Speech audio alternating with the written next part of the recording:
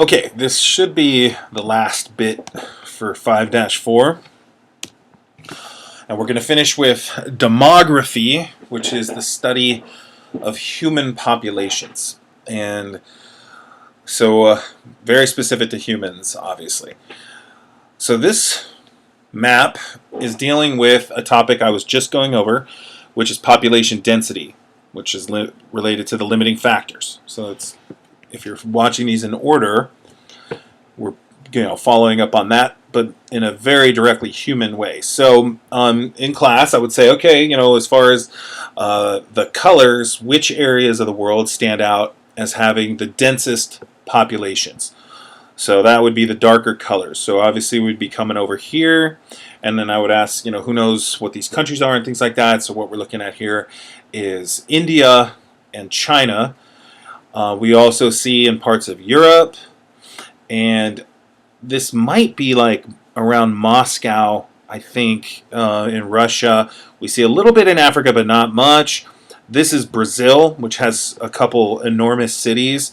And then actually here we are right here, this dark orange spot. That represents Los Angeles. This represents where I grew up, what's sometimes called like the Bay Area or the San Francisco Bay Area. Obviously some places on the East Coast, that would be like New York City right there. And these are the densest populations on Earth. And so obviously this part of the world really stands out. And these two areas alone, I'm pretty sure, are around 3 billion people, which is almost 50% of the whole world's population lives in these two areas.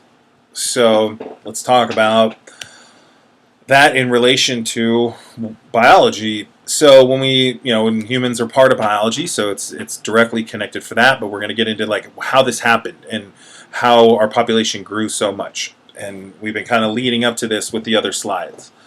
So I mentioned on some of the earlier slides that the human population is growing exponentially. It's believed that the first time the human population hit a billion people was in 1800. So that's just a little over 200 years ago. And I just looked up, this shouldn't say 2016 because I actually just updated it. So this should say 2020 now. So let's fix that. And I just looked up on this one website I use how many people are currently on the planet, and we are at 7.8 billion.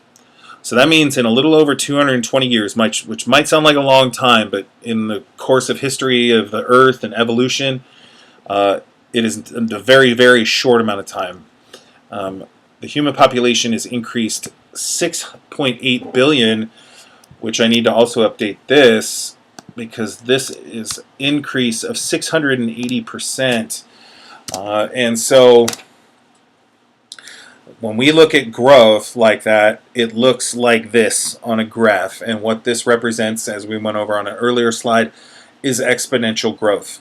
What we see over here is also the pattern of growth really speeding up. So this was made in 2004, so this also gives you some perspective there. So this is right around 6.5 billion in 2004, so I'm guessing that's right around where a lot of you were born. So in your own lifetime, you would be part of the increase, and we are now here just in your lifetime. And what we see is this graph goes back to the year 0 or whatever. So this goes back 2,000 years, and it's totally flat, maybe a few hundred million people.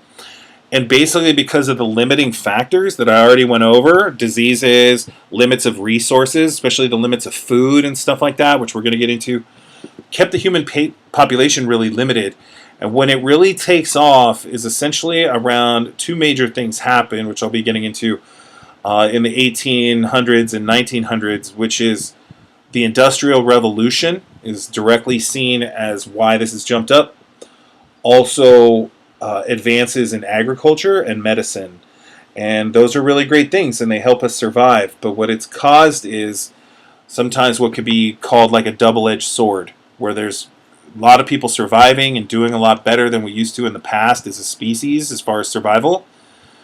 But it's caused us to reproduce at such a fast rate in such a short amount of time. and we need resources, and we need space, and we need land and farms and all this stuff, and energy through fossil fuels currently is what we use, almost around the world entirely, except for in some places. Um, all those needs for resources, as I've already led up to in earlier slides, has led to us damaging or destroying ecosystems all around the planet, which is directly linked to the size of our population as well as our advanced technology and how destructive it can be, which we'll talk about here and we've talked about before. So one of the things that we see over here is the rate of increase. So it's believed that we reached the first billion in 1804, and it took 123 years to get the next billion.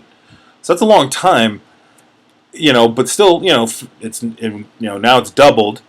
And then it only took 33 years to get the next billion by 1960. So this would now be maybe in your parents' lifetime, or depending on how old they are, maybe not. But a little bit, depends on how old your parents are. And but they'd be probably not. They'd be like 60. So maybe like if you have young grandparents or something like that. And then, but that's 4 times faster. So it increased 4 times. Then here it increased, I don't know, 2.5 times. And this is actually the year I was born. So when I was born, there was 4 billion people on the planet. And in that time, we are basically right on the verge of that doubling within my own lifetime. And then in 87, I would have been in 8th grade. And it took 13 years to get that billion. And then in 99, that was right around after I graduated college. And we got another billion. So a lot of this growth, almost half of it, has just been in my lifetime, and that's really fast. I mean, I'm not super young anymore, but I think you guys understand what I'm saying. It's doubling in my own lifetime is really fast. So let's talk about why we have grown exponentially like this. And again, these are all really positive things. They just have